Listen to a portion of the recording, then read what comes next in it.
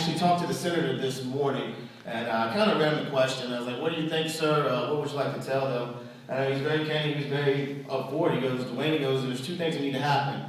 One, we need to make sure that we shore up the credit for small businesses. He says, two, what we need to do is make sure that the economic climate is defined. And then he was quiet. And I was like, well, sir, if I tell him just that and then walk away, I need to start running.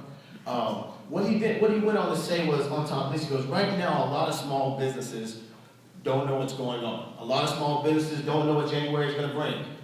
With the health care going into effect, they don't know how much premiums are going to rise.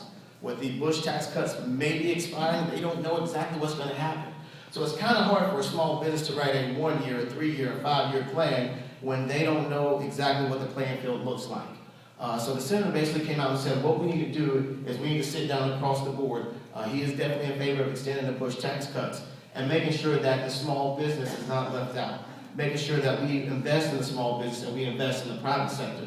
Now, by doing that, you do create a trickle-down effect. All of a sudden, banks exactly know what's going on within the economy. They're more to loosen up and more to lend. Small businesses are then more to take a low-interest loan.